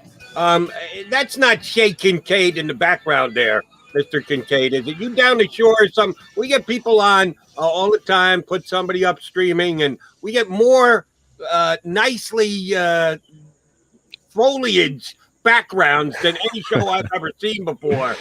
I like the background you got going for us today. You down the shore or something? No, believe it or not, this is my backyard. Nice. Yeah. We were lucky enough to find a place when we moved out of the city last year that actually had a screened-in porch coming off of the kitchen. So here I am. This is my beautiful background right here. There's a couple projects going on in the background. We have some trees that are being taken down in one house, and then we have a driveway being redone at another house. So hopefully the various Upper Gwynedd construction projects do not hinder the hit here. So we appreciate you hopping on board and trying to keep the neighborhood quiet for us. So yes, thank you for that. KK, one of the reasons I want to have you on today is we always stick to the X's and O's, the blocking and tackling, the evaluation of the coaches and the like. Your site and you specifically, I think, have as good a finger on the pulse of the Philadelphia sports fan as any. What's your vibe on the Eagle fans as we get ready for preseason game number 2, the moves that were made, new coaching staff, players, and the like? What do you think Eagle Nation is feeling right about now? I would hope that they're thinking, and I believe that they're thinking, some form of cautious optimism, of a little bit of curiosity about what Jalen Hurts can be this year, and trying to clear their head perhaps of high expectations in a year where, let's be honest, they're in a transition phase and they're introducing a lot of new players and a lot of new guys. And I hope that's how people can approach it. It's just a curiosity and an interest to see what they are. Last time I was on with you and John, I referred to the season as a fact-finding mission, which I believe it is, because you're trying to learn as much about these new guys and this new coaching staff as you can, and we don't really know anything about them. And to me, as an objective media guy, who's my main role is to go down to the Sixers games, right? I take kind of an outsider view of the Eagles, and I'm able to kind of look at it differently than some other people, I think. And all I can say is that it's interesting to turn the page and to think about a new era of Eagles football after 5 years. And I think that people should generally feel positive about that. considering that after the Super Bowl, the next 2 to 3 years were excruciating and miserable and painful to watch, the weight of the crushing expectations on your shoulders. So you kind of take that and you lift it off and, see what comes next. I think people should find that intriguing. First off, Kevin, Berks County represent. Berks County. Yeah. And second off, I saw a tweet yesterday and from a buddy of mine, and I thought it was pretty intriguing, actually, how the Patriots writers and the national media, they seem to think Jalen Hurts is doing well. And, I'm national media now. I think the same. But then you hear, Eagles beat writers, they hate Jalen Hurts. They want him traded, which I don't get that vibe at all. Like, how are you getting that? I think it's always the local skew tends to be more critical and there's more scrutiny, placed upon people who are seeing it every day for sure. And plus expectations here are different than in other places in the country. I was lucky enough to get around to some different parts of the country, live in some different spots before I came back to Philadelphia to see how, they treat sports or how they evaluate athletes in other parts of the country. I'd say that they're a little less intense than we are, but when I was down in SEC football territory, I'd say they were more, they're really educated and they knew what they were talking about for sure. But I think there's less of a inclination nationally to kind of jump on these absolutes, like, he is the guy or he's not the guy or whatever. I think there's more of a wait and see approach for them. But I think you got to be kind of optimistic with Jalen Hurts based on what you saw in 2 preseason series. It doesn't sound like much, but he looked poised out there. He made some smart decisions. Didn't seem to be flustered at all. Had a couple checkdowns. He took a deep shot for Quez Watkins. He had that nice throw to Dallas Goedert.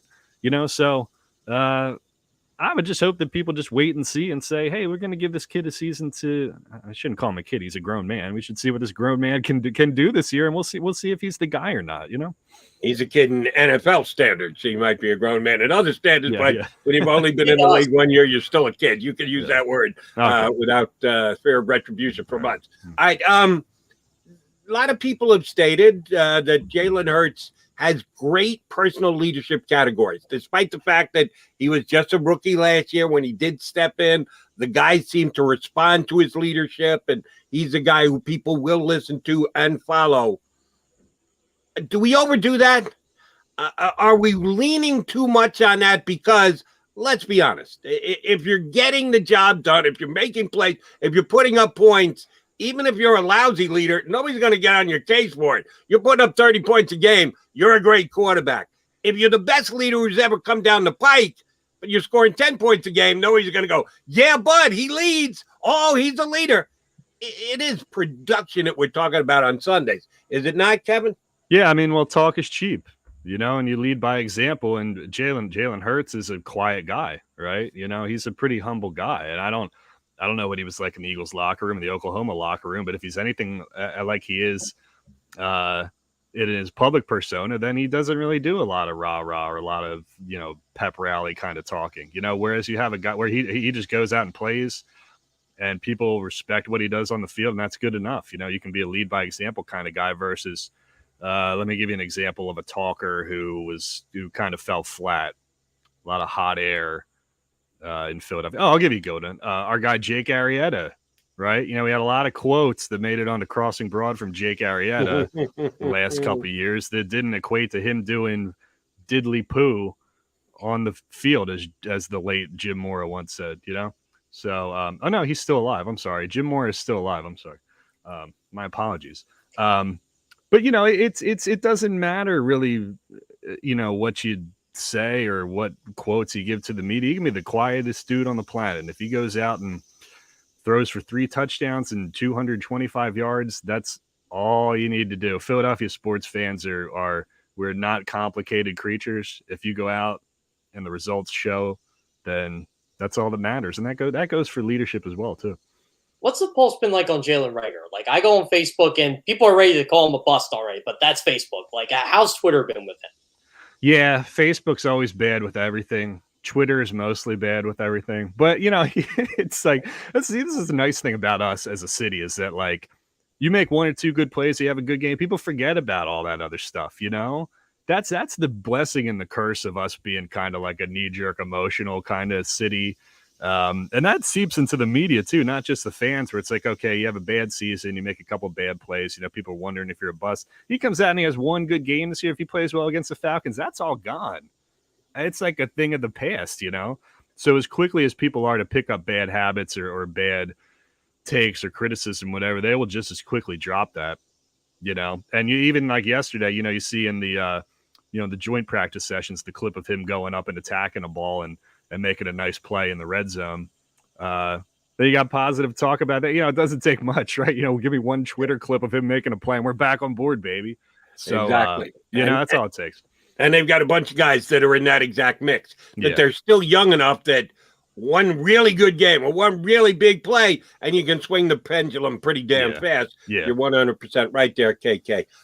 Both you guys been around for a while, maybe not as long as me, but close.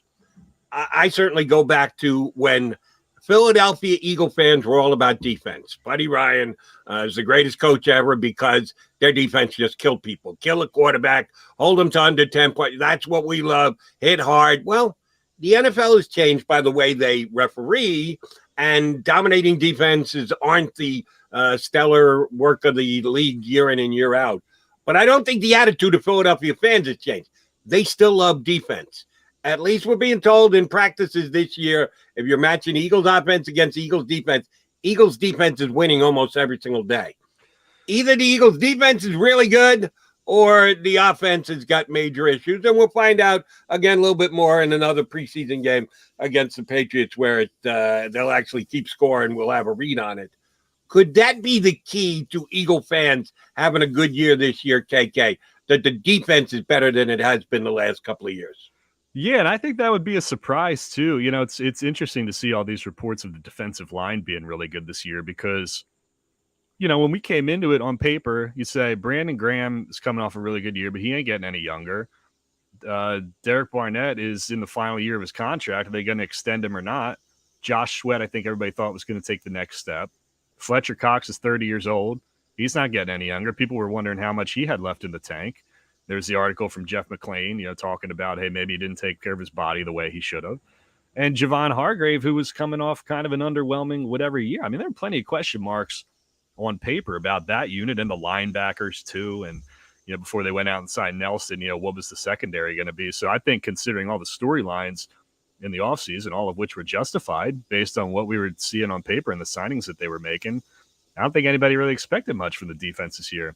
Maybe that it does end up being a strong suit. That would be nice because even if they're not going to win a lot of games this year, if the defense can keep them in it and they can make these games close and they can put Jalen Hurts in situations where, meaningful snaps, situational football, stuff that matters versus finding yourself down 2 touchdowns in the first quarter, then it's going to be more entertaining and meaningful for everybody in general. So, yeah, you can chalk that one up as a pleasant surprise for now. Agreed. Yeah, Kevin, one of the reasons I think this fan base is really starting to like Nick Sirianni, and you might have read it this morning. I certainly did when I'm one of the old school guys. I was reading a newspaper, and I just happened to see Patriots writers were talking to the Patriots players. They were saying they were amazed by how physical the Eagles were and how they don't give up on plays, and there never seems to take a play off, and they're very efficient. That seems like it's really going to come back to help Nick Sirianni in the long run.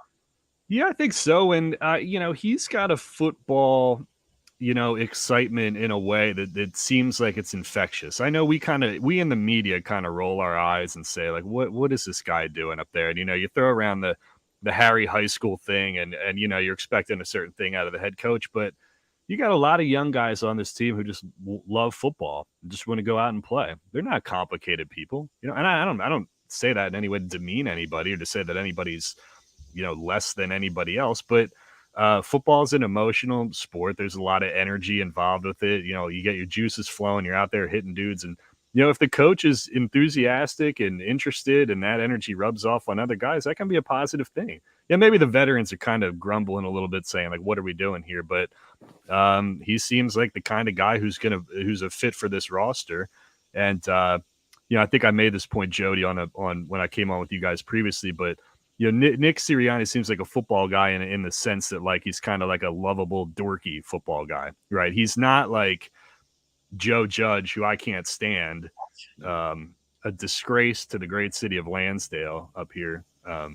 in Monco, and James Franklin to an extent, because these are guys who kind of like they talk at you, they talk down to you as if like you don't know football or something. It's like, well, we're gonna line this guy up here, okay, and we wouldn't do this because of the integrity of the game, okay. And like you get the kind of corny like leader of men kind of thing, but Nick Sirianni is just a guy who loves football in a lovable kind of way. So that's how I would divide those guys kinds up. So it's infectious. Football nerd. Rubs off on people. Yeah, he's a nerd. He loves ball. I like it. That's a very good way to describe Nick Sirianni. I'm going to get your take on this. Zach Ertz still here, even though certain members of the media had him traded 5 months ago, 4 months ago. This is the week. This is the day. Zach Ertz still here. And he's bringing his wife to practice and introducing her to Bill Belichick. And Nick Sirianni seems to have realized, yeah, I got a better football team when I've got both of my tight ends on the field. And, yeah, whether we want to or not, we're going to have to play 12. If we're putting our best team out there, we're going to have to play 12 possession football. They've seemed to be able to temper any bad feelings. Zach wanted out. He had the whole sitting on the bench after last season's last game, his last hurrah and saying goodbye. Well, he's back here again. He's getting paid good money because they didn't redo his contract. He's got 1 more year to go. So it's not the worst thing for Zach, because if he had gotten his free agency, if he had walked, I guarantee he would have had to take a make-good contract that he'd have to build back up more than he was scheduled to be paid. Is this going to be okay? If Zach Ertz is here all year and he's making plays for the Eagles and the coaching staff is giving him a shot and playing him and getting him out there and giving him a chance to put up stats so that he can sign a good contract next year when he goes free agent, are we going to be able to forget all the bad blood between he and the organization going into this season, KK? Yeah, I would hope so. And I think the thing that people kind of forget when they talk about the Zach Ertz situation is that Zach Ertz had a terrible year last year. Like, these teams who were trading for him, they may say, we don't know if he has it or if he doesn't, you know? So what's the worst case? Here's the best case scenario. He provides a security blanket and a good passing option for a young quarterback who's trying to find his way in the NFL. You're only going to get a better evaluation of a guy when he's surrounded by good players. You know, you can go 12 personnel, put Dallas Goedert on the field and get him the snaps that you need to get him to at the same time. You know, and they opened with 12 personnel in the preseason game the other night.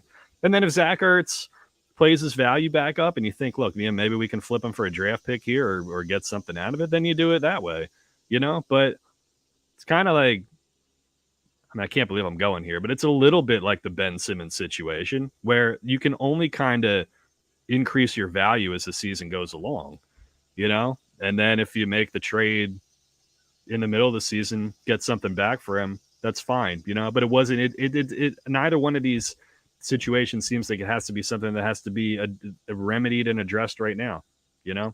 So I think they're fine with what they're doing with Zach Ertz. Now, Kevin, you know as well as I do, when you run a website, you're always looking at the analytics. You're figuring out what clicks or what stories, you know, people want to read even though they say they don't. And one of them, in my opinion, is Carson Wentz. Like, how are people treating Carson Wentz on Crossing Broad right now? I know, it's funny because people always come at you on like Twitter or Facebook and they're like, well, he doesn't play here anymore. It's time to move on. You know, we don't want to read about that anymore. And then I'm looking at site traffic, and that's the most read story of the day. You know, it's Carson Wentz. So people gotta like understand, like, hey, it's not me, like giving you what I want to give you. We go based off of what people are reading, and like crap like that does well. You know, I think people are interested to see where. Well, first of all, I mean, you got the draft pick tie-in, of course, so that's always something we can point to. You know, the Eagles have there's some meaning in what he does this year. But yeah, I mean, you're always fascinated. You're not living in the past, but you're trying to answer questions that were not answered. You know, was it Carson himself? Was it the offensive line? Was it the Eagles? What was the problem? You know, and people are always going to be looking to validate their opinion that they had last year. People always want to say, I told you so. You know, you were right. This person was wrong. It was this, it was that. So I think that people are looking to bring finality to it for sure. You know, I mean, you always want to say, oh, maybe you just did need a change of scenery or something. So as unfortunate as it is, we're always going to have to do Carson Wentz stories and Ben Simmons shooting 3-pointers in an empty gym. And, you try to intersperse like good journalism in there too every so often, but you gotta know where your bread is buttered, so to speak. Even though my esteemed colleague here won't use the phrase Carson Wentz injury prone. He absolutely is. But aside, how about Dougie P? If we're going to keep an eye on Carson Wentz and everyone's still got an opinion on him, I was right, you were wrong, or you were wrong, I was right. I get all of that. How is the feeling for Dougie P out there? Visiting a couple camps, let his face be seen. I know he wants to get back into the league next year as a head coach. How do you think he's going to be perceived when he ends up elsewhere?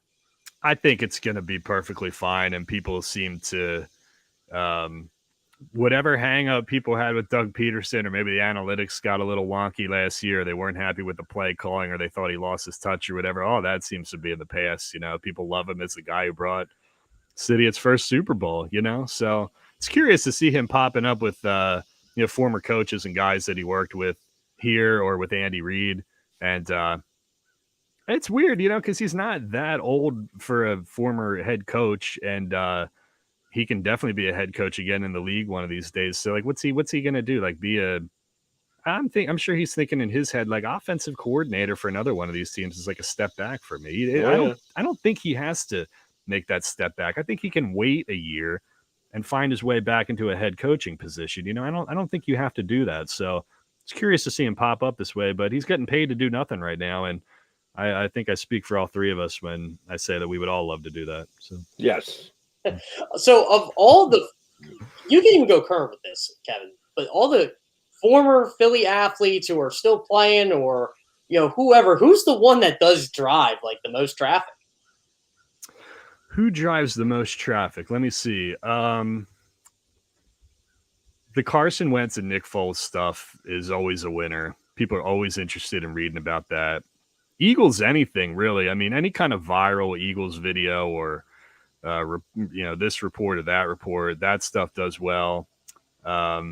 A lot of Philly stuff too, believe it or not. Like a lot of people reading the Cole Hamels stuff. Yeah, got paid $1 million for not pitching. I know, man. I got to get in on that. I got to get his agent. That's one way you can guarantee all three individuals in this shot will sign up for that. Go out, throw one session on the hill, cash for $1 million. Yes, Kerr's in, McDonald's in, Kinkead is in. Yeah, no, it's funny being a sports blogger, writer, whatever you want to call it. Is it's kind of like it reminds me of the time I played in a cover band, because you could sit there and work on that one song over and over and over and think it sounds amazing, and then somebody comes up to you afterwards and they're like, yeah, I don't know, that like Led Zeppelin song was okay, right? And then you like throw together an AC/DC song in like 2 rehearsals and you think it stinks. And then people come up to you after the gig and they're like, wow, Back in Black sounded great, man. And that's how it is with writing. Like, you could think you wrote the best story of all time and maybe like 100 people read it.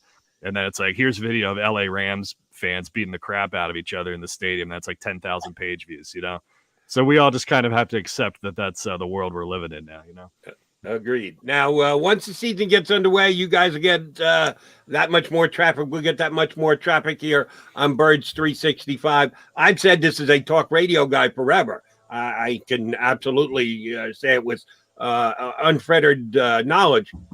When the Eagles lose, the phones ring more.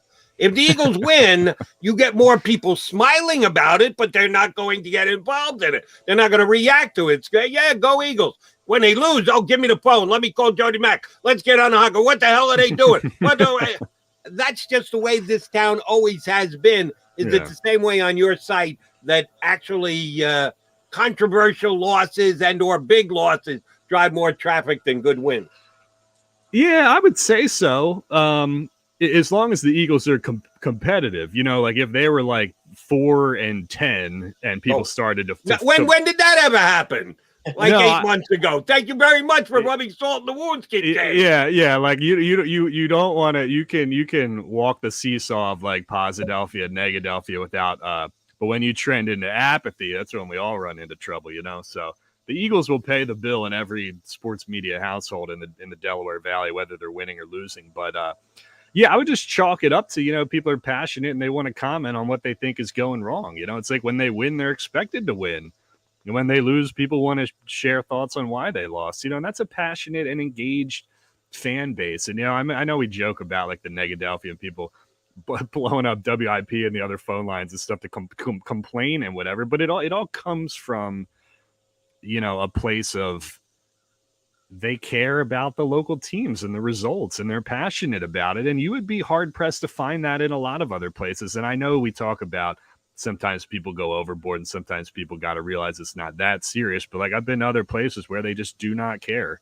And you don't want that at all, because it's not interesting. It's not exciting, So yeah, September, late August through the Super Bowl season is when all the money is made and, all the best traffic comes. And, that's most people in other sports markets that are more apathetic would love to have what we have. So I can have no complaints at the end of the day.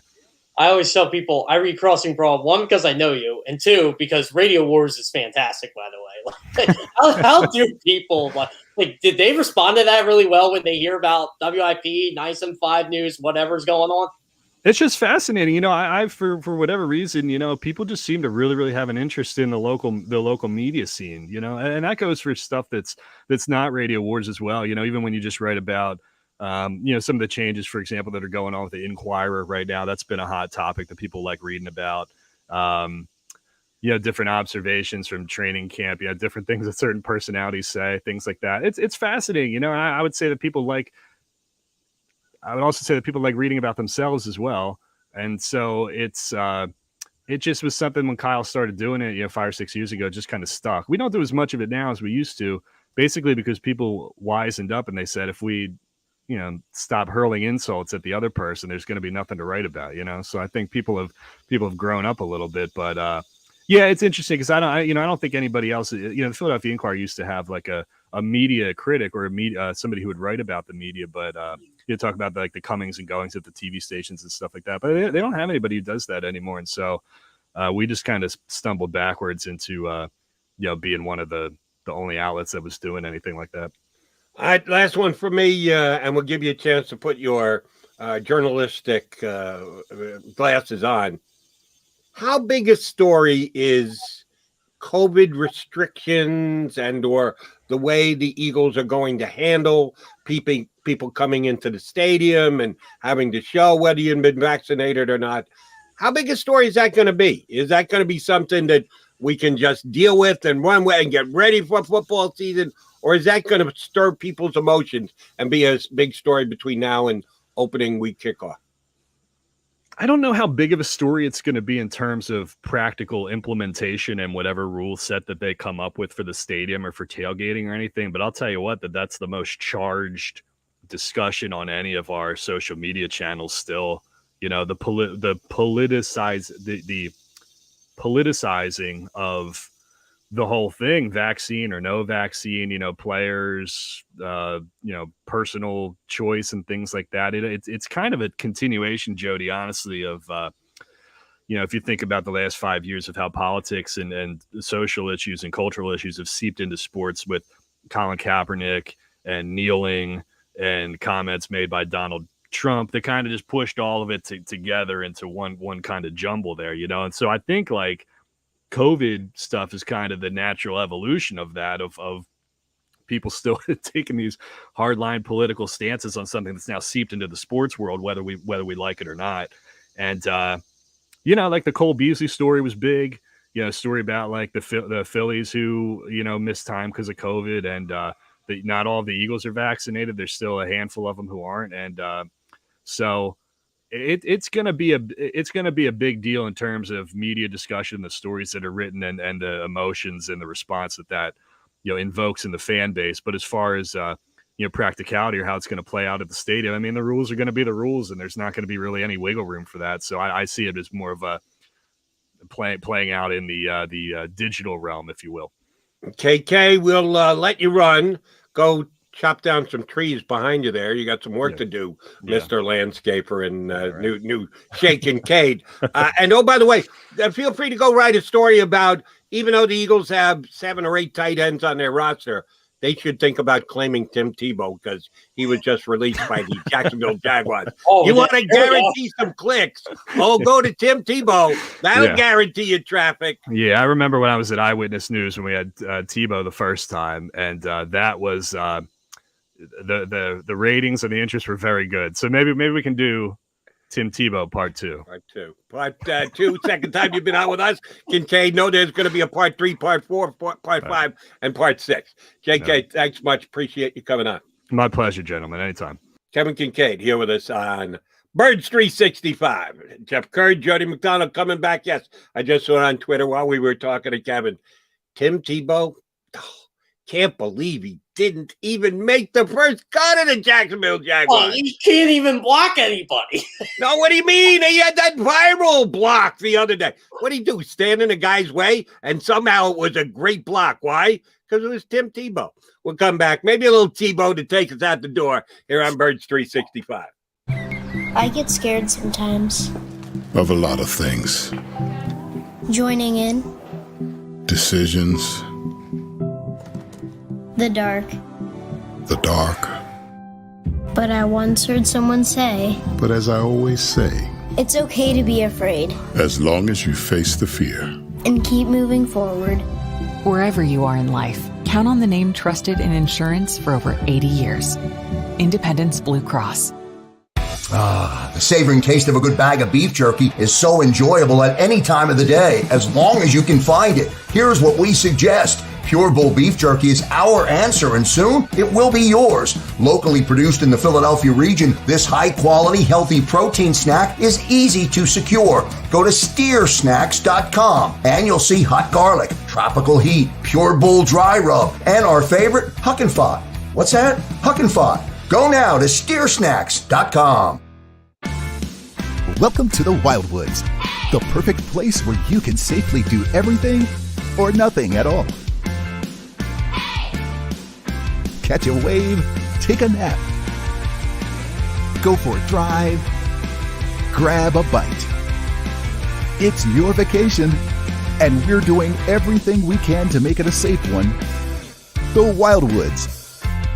Your vacation, your way. The International Brotherhood of Electrical Workers, Local Union 98, is a proud sponsor of The Labor Show with J. and Krause every Saturday night from 6 till 8 p.m. IBEW Local 98's highly trained and superbly skilled electricians are the best in the business, setting the highest safety standards in the electrical industry. So when you're planning your next industrial, commercial, or residential project, choose an IBEW Local 98 union contractor. Learn more at ibew98.org.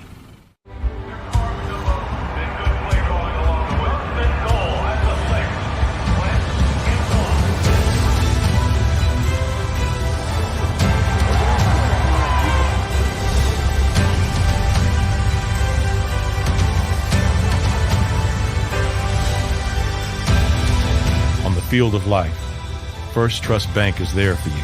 Champions on 3. 1, 2, 3. Because Philadelphia dreams deserve a Philadelphia bank. This is a key. It's a family tree. It's a pair of wings. It's a secret handshake. And a ticket to anywhere in the world. It's more than a uniform. It's the door to a world most people only dream of. There's Strong, and then there's Army Strong. Try it on at GoArmy.com.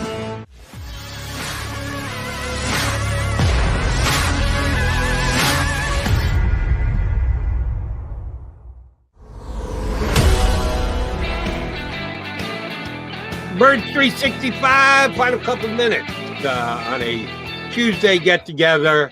Eagles and Patriots just about to start their second combined practice. They did yesterday. Eagles seem to get the better of it. We'll see if that's the case again today, and then they'll actually put full uniforms on and play in front of referees and keep score and allow the fans to come in and watch in their preseason game on Thursday.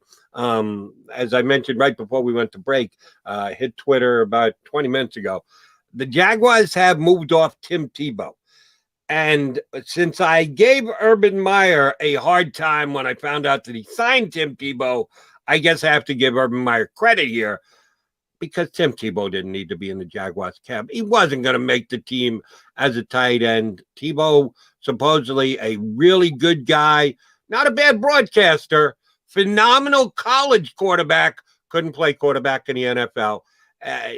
Tried to make it. The Mets decided to let him hang around their minor leagues for years, and I'll give him credit, hadn't played forever and didn't embarrass himself. He didn't.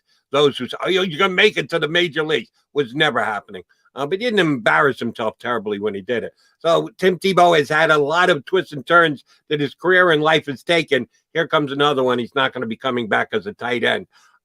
Give Urban Meyer credit. Yeah, cut him quick. Don't linger. Don't have this linger. Don't give him the false hope that he's going to actually make the team. You saw him in practice. You saw that it's too much of a hill to climb at this stage of his career, this stage of his life, to be making a positional change to tight end. Urban Meyer, I actually salute you. I haven't done that much. I do so here because he did the right thing by jettisoning Tebow as quickly as he did. Oh, come on, Jody. He gave him another chance to make an NFL roster by cutting him this soon. Come on. I'll cover any of that action you want, Kerr. Whatever you need. 4-1. 5-1, 6-1. What do you need that Tim Tebow doesn't make another team's roster this year?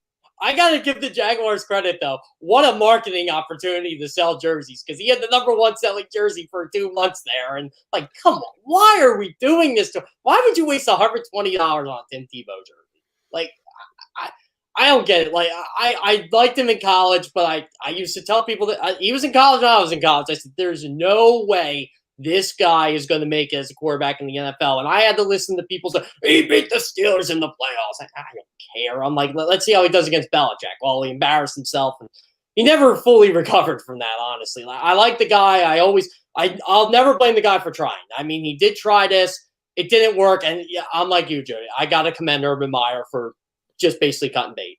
A guy brighter than both you and I by the name of P.T. Barnum once said, there's a sucker born every minute, and anybody who bought a Tebow jersey for $120 would fall into that category. One other receiver note, not tight end, wide out. Good news. It seems Devontae Smith is going to actually take reps in practice today, not just run routes, but take reps and get back out there onto the field and maybe compete against the Patriots a little bit, take part in team drills. That's pretty good. When he got injured, we thought week to week could mean several weeks.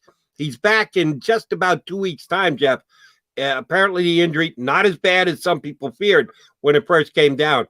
That'd be great if we could actually see him out there. If he's practicing today, maybe actually plays Thursday against the Patriots. Yeah, and even if he comes in just for a little bit, if he's out fully practicing today, you go through the walkthrough, and maybe that's what they want to see. Hey, you know what? If you feel you're ready to go or we feel you're ready to go, maybe we'll do that. And by the way, I wanted to bring another wide receiver topic.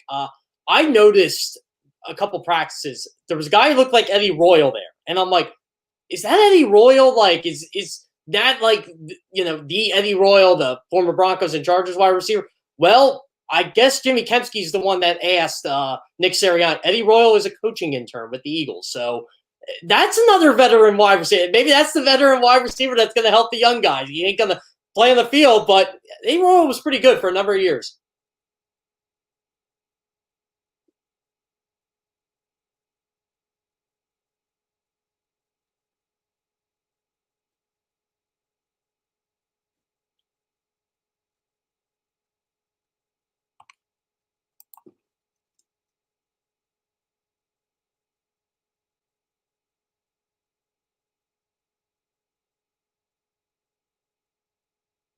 Jody, can't hear you. All right, I guess I clicked my mute on. Here's what I asked you, JK, before we get out of Dodge. Yesterday's practice, I think Jalen Hurts outplayed both New England quarterbacks. We'll see if that happens again today. Anything else you specifically looking for out of today's Eagles-Patriots matchup? I think I want to see, again, a more consistent Jalen Hurts, again, back-to-back practices. I want to see the Eagles cornerbacks can recover a little bit. It seemed like they didn't have the greatest of day yesterday, especially when Cam Newton went to Nelson Agholor in particular. I think Hunter Henry was the other one who had a pretty good day. But besides that, I kind of want to see how the Eagles adjust and how the Patriots adjust, because I always find day 2 of these joint practices more intriguing, because it seems like they actually get some pretty good game reps in there. We'll see how many game reps they get in today. I think this is only going to help both teams, and the Patriots have their work cut out for them because they've got a true Super Bowl contender in their division in the Buffalo Bills. Eagles don't have that. They just got to get past the Washington football team, the Giants, and the Cowboys, all of which you lost. I noted this with you before the show started today. Didn't bring it up on the show till just now. Right now, the NFC East, through 1+ weeks of preseason, remember Dallas played in the Hall of Fame game, 0-5. 0-5 so far. It was the NFC least last year. It's going to be the NFC least again next year. Why can't the Eagles win the NFC least? I keep telling people, Jody, the division still sucks. It's not good. Washington's got an elite defense. Dallas should have an elite offense. I'm curious to watch Hard Knocks tonight to see if, Dak and Zeke had their little birthday gift exchange or whatever they did last week. By the way, I have a newfound appreciation for Dak after that first episode. I absolutely love the 18 F-bombs he let out because they monitored his training camp reps. I thought that was fantastic. He goes, I've been off for this long and, 12 months or whatever it was. I just love the competitiveness of some football players. So I got a newfound appreciation for Dak. But overall, the NFC East, not good. I hate to tell Giants fans this. Your team might be the worst in the division. The best part of the first episode of Hard Knocks was at the beginning when they were showing the reconstructed knee that Dak Prescott had. That was actually the best part, was the first 5 minutes, him talking about how badly his knee got screwed up. Well, we'll see. Episode 2 tonight. Yes, that's one of the things we'll be talking about here tomorrow. And, of course, practice day 2 between the Patriots and Eagles. I need you right back here in 22 hours on Birds 365. If you missed any of today's show on the JAKIB Media channel, listen to the podcast on your way home. Available on YouTube.